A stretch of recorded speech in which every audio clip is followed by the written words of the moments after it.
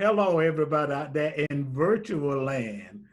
This is my second experience with a virtual interview, and it's so pleasing to have a friend and a comrade and a compatriot, in this discussion to talk about something that's very, very important. And before I start interviewing this young lady, and we'll let you know who she is in a minute, but this is a call to action. A call to Call action. to action. Okay, I'm your host, Alex Habersham. And, one of the things, and I'll just go ahead and tell you, I'm interviewing none other than Miss Karla Redding Andrews. And we're going to talk about art and culture because what she is doing is a part of that. But one of the things I wanted to mention, Karla, is that sometimes people tend not to understand the advantage of art and culture. A lot of times when a lot of foundations and donors are trying to consider what they should give money to, for some reason, they don't realize the importance of art and culture. And before you talk about the importance, talk about your dad's vision as it relates to impacting art and culture in the community. Thank you. I certainly will. And I am so excited and delighted to be here with you in this virtual setting today. I think how my parents, my mom and my dad both were always so engulfed in education, and especially as it relates to music and the arts. And my mom and my dad both were planning the same kind of camps that we're currently doing. Already he was putting in those things in place before his untimely death. And he always knew that music and the arts tied to education made a well-rounded kid. And that's what we do through the foundation, with a mission that he set out very early in life that we picked up and carried on, because it is so important that kids have that balance. The world is already so discombobulated, and they need an outlet. And music and arts just really kind of heal the soul. This week for the Otis Music Camp has been amazing. Okay. Well, I'm glad you said that because I think it's important for us to emphasize well-roundedness. And even though they may not be a part of the Otis Music Camp, I suspect that you will encourage all parents and everybody, even old folk, to Yes, involve themselves in something else as it relates to kids. They need to be involved in more than reading, writing, and arithmetic. exactly. There are other things in which they need to be involved. And just talk about the elements. Well, talk about the music camp, and I know it has already begun, but talk about those kinds of disciplines, if you please, that you all are having expressed and learned and trained in this camp. Well, one of the things about any full-fledged music and arts program, it is intertwined with literacy, history, and math. So really, you're not taking away from the academic component. You're taking the academic components tied to that music and the arts, and you're making it fun. And that's what we've been doing with the Otis Music Camp in our virtual setting this week. We're doing theory. These kids are getting to go back and to research the historical significance of Georgia artists in this community.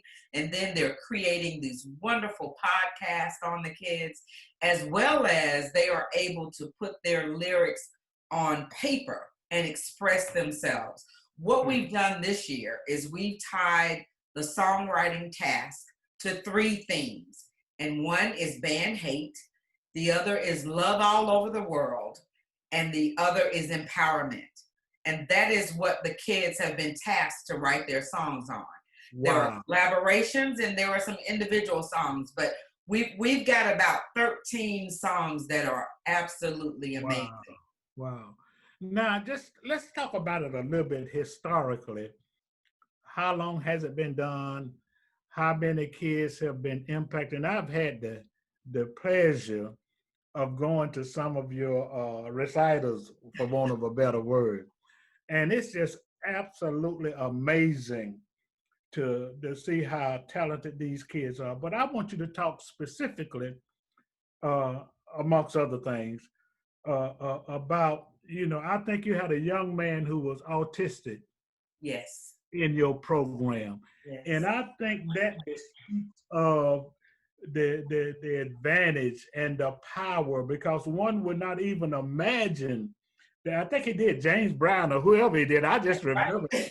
this guy was phenomenal. He Though was. he was autistic, and his mother told me he was autistic Yeah. before he even appeared in your camp. So I just was absolutely blown away. And the reason I'm bringing that up is that it shows the impact of art and culture, and it shows the impact of what's hidden in these kids, and it's our responsibility to bring it out. Bring it out of them, and that is what we've been doing. We've got 30 kids this week, which is really 50% smaller from the capacity that we usually have.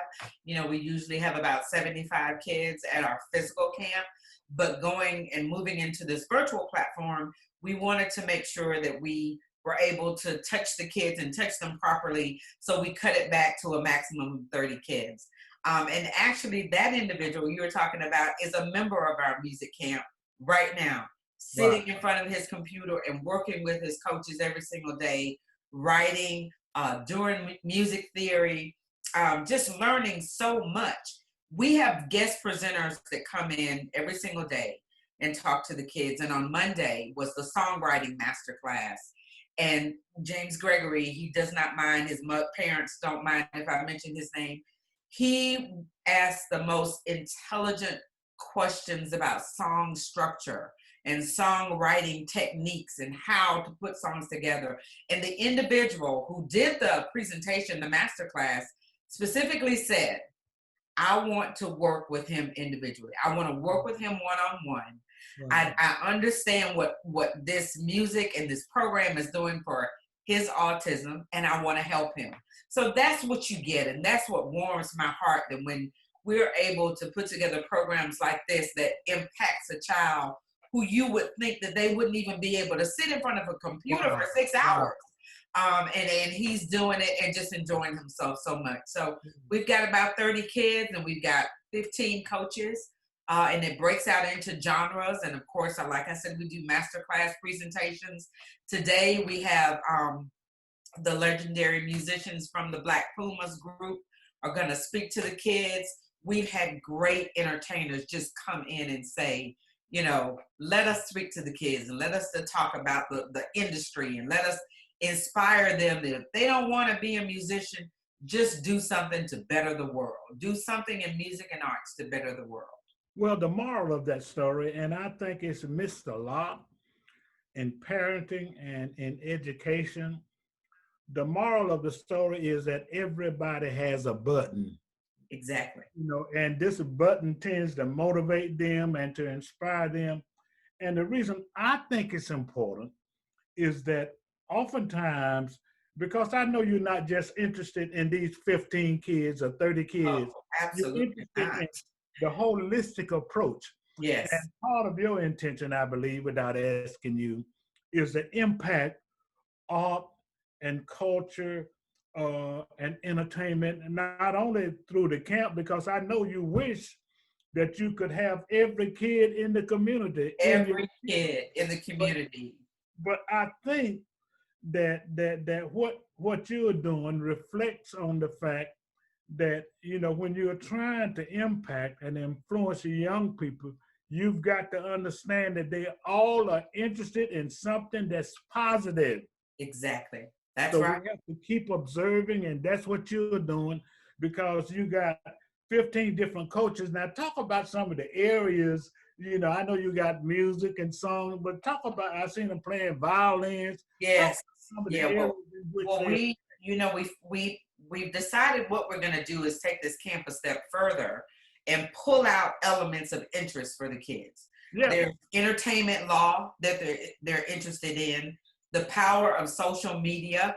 We had a young musician speak to the kids about the platform TikTok and how he got over 50 million followers and just catapulted himself to superstardom on that single platform. And so he spoke to the kids about marketing and branding and how that's important, how you position yourself, how you present yourself, and don't let anybody change what it is you want to be. Be true to yourself and do what you need to do. So we talk about social media, we talk about publishing, we talk about legal copyrights and how to protect your work.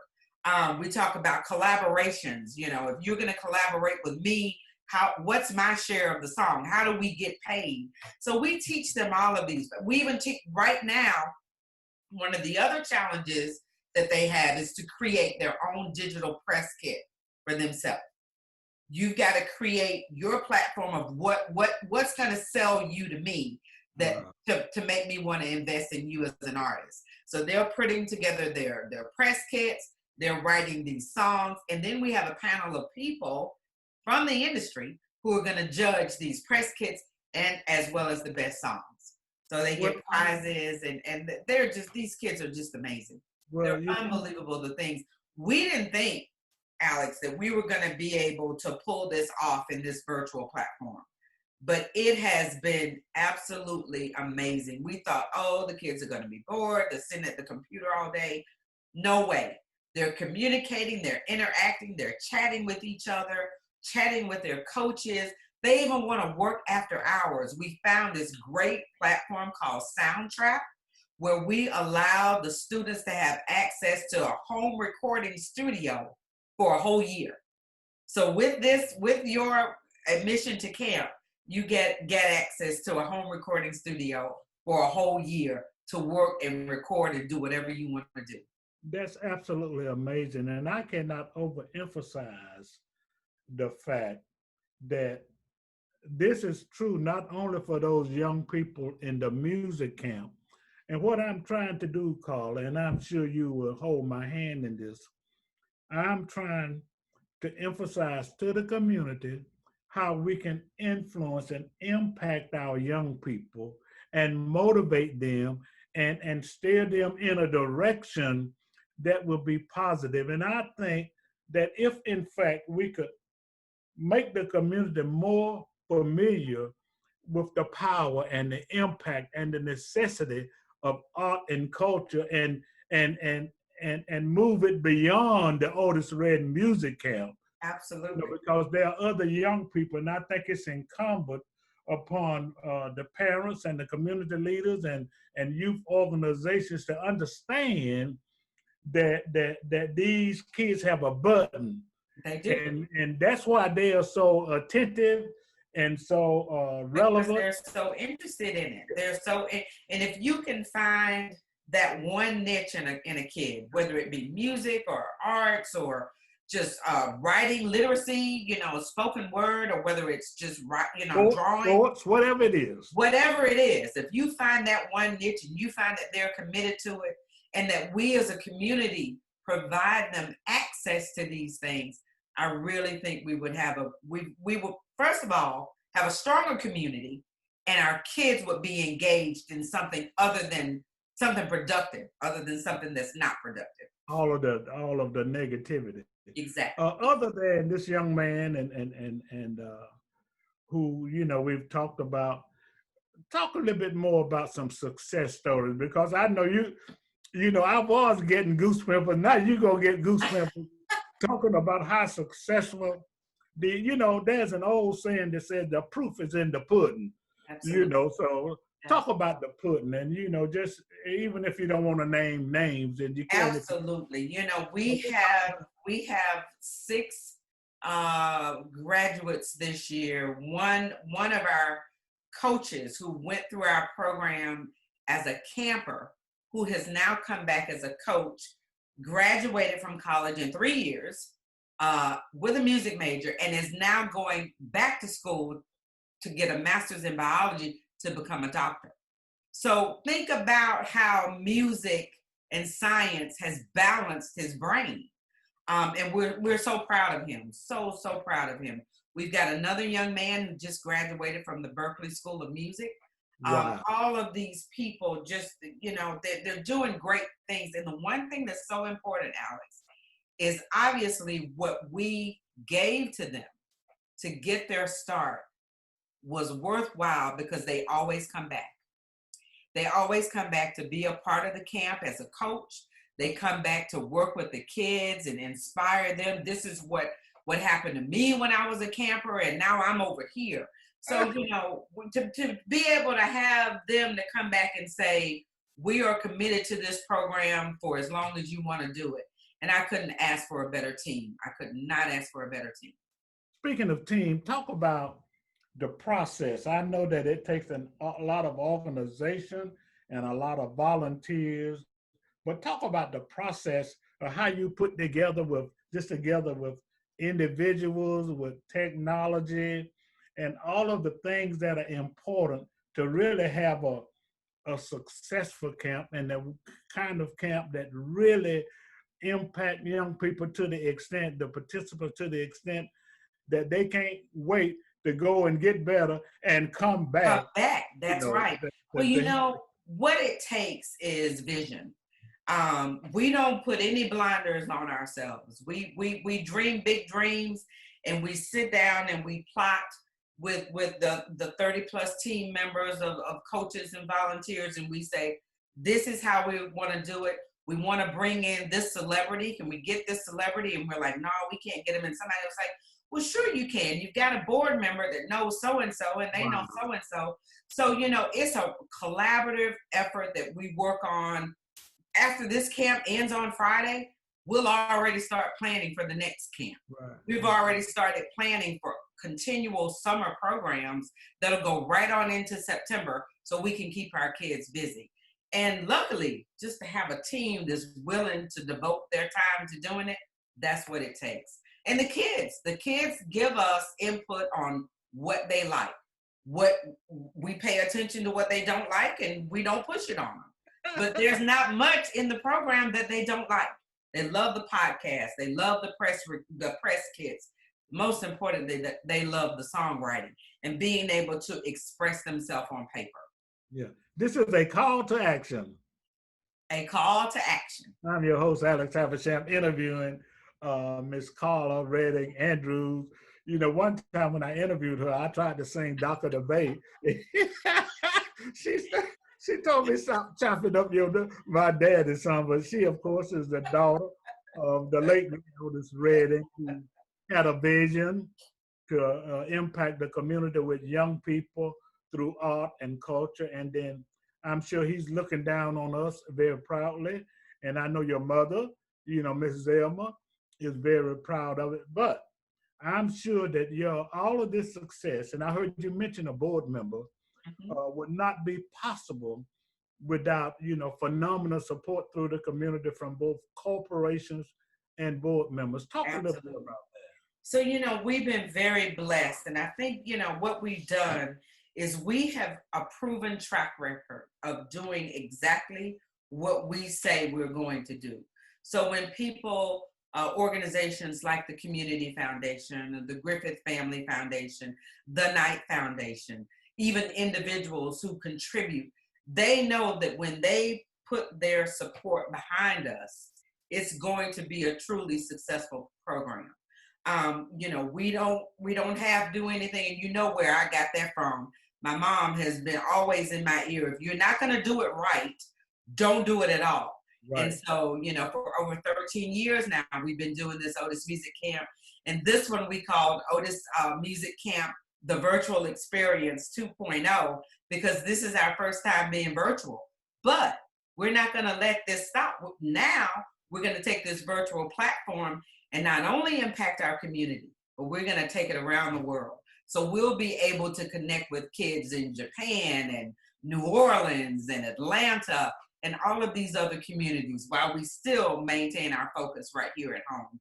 So, the community support is just unbelievable, from my board to the organizations here in this community. And you and the Black Pages, I appreciate everything that you do for us to get the word out for what we're doing. And I hope, my hope and my dream for this community is that we as a family family and a community can collaborate more with each other to do things together. I want to do things for more kids. Work with me, help me, fund me so I can bring more kids in with scholarships. Kids from underserved communities should be able to sit in front of a computer and do exactly what my kids are doing. Absolutely. We don't want to miss out on informing the community on how they can view, how Yes. they can be a part of this. But what I want to encourage everybody is once they see this, think in your mind what you can do as viewers and as community individuals, as parents, to kind of mirror and duplicate this. It might not be in art, music, and culture, but I think that Karla is emphasizing that all of these kids have a button, They and if have they a button. do the right thing, then Yes. they'll become interested, and then they will participate. But tell the audience how they can be a part of this. Absolutely. So on a virtual platform, you can always visit otisreddingfoundation.org. Everything is on the website, and we update it daily, from what we've been doing with our master classes to the podcast that the kids have put together. So everything is there, from our programs, from our center lessons, which we switch right over to do virtually as well. And that's been working out great. We're gonna start, like I said, some other summer programs starting after this camp is over. We'll be doing some master classes and a program called Rewrite the Song, so the kids can continue to sit and put their words on paper. That's literacy right there. That's English. It Yes, is yeah, English. We had yeah. a young musician on yesterday who was telling the kids, I know you might not like English, but if you are a songwriter, you are already doing English. Yep. So you got to have English, Right. and I applauded him for telling my kids that yesterday, because it's basic English and it's self-expression for those kids. So you're saying they can go to the website. Uh, Yes. give us the website Otis, again. otisreddingfoundation.org. Or you can always call us here at the foundation at 478-742-5737. Well, I'm just phenomenally amazed at all that you're doing. And as a member of this community, as an ex-teacher, which a whole lot of people don't know, but I'm deeply interested in education and community improvement and young people. Yes. And I want to congratulate you and continue to support you and Miss Zelma, and the foundation better call her name. You better. She'll say, "What's wrong with him?" I started all of this. Yeah, for all of the good things that you are doing, and I'm I'm confident that other members of the community are going to try to use this as a model to affect our kids positively. And I'm also hopeful that they will render as much support as possible to you, because you are doing a great job. And the proof is in the pudding. And you are making a measurable difference as it relates to impacting our kids in a positive manner. Give that website one more time. And that's otisreddingfoundation.org, or just call us here at the foundation, 478-742-5737, to find out more about our summer program. You got 30 seconds to do a pardon statement. Well, I just want to thank you for your support in the community. I think, my kids and my parents are the biggest testament to what we do. And we really want to reach more kids. We really want to partner with more organizations to really stretch ourselves out in this community, because I know that if we find that kid and push his button, like you said, right. We can make a difference in this community. This is a call to action. A call to action. I'm your host, Alex Habersham, having interviewed Miss Karla Redding Andrews, who's the founder, facilitator, and janitor and head honcho. Everything. For the Otis Redding camp. Be sure to absorb this and let's move this forward. Let's make this more than words, because art and culture can make a difference in our community. And like Miss Karla and I said, all these kids got buttons, and we can impact the positiveness of the community Yes. by trying to find the buttons of all these kids to make them meaningful and productive citizens. This is a call to action. A call to action. My mom is a huge fan of you guys, and because of that, I grew up listening to you guys. So this is pretty cool for me. But I actually do have a question. How do you guys usually start out when writing a new song? Like, do you have a set routine, process, or formula? Well, I'm in my room with my guitars, so I could kind of show you. Lately, and I would just start. I record ideas a lot on my voice memo app. If you don't have a phone, I write things down too, but mostly it's just record them. And then I also think about things and they're in my mind, and so I'll pick up a guitar and I'm just gonna make something up now, just like.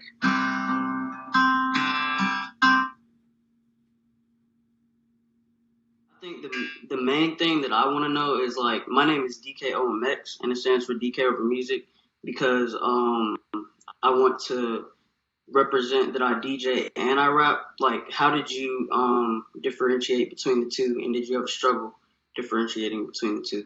I don't think you will have that problem now because people are so used to artists these days having multiple careers.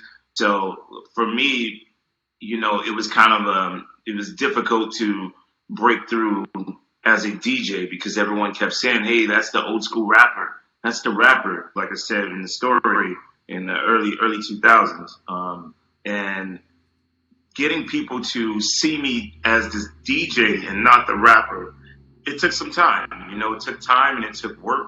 It took patience. It was a lot of heartaches and it was a lot of long DJing hours. A lot of, had I allowed ego to play a role in this, yes, my feelings would have been hurt. Like, come on, man, give me a shot. Like I remember, and this is about staying focused and staying true to who you are. My name is John Avery. I go by Little Kid. What's up, man? And what's up? And my question for you is, what are some achievements that you have not reached that you would like to reach as a rapper? First off, all some achievements that I haven't reached yet. I want a Grammy, going platinum. I would definitely want to go platinum on my own.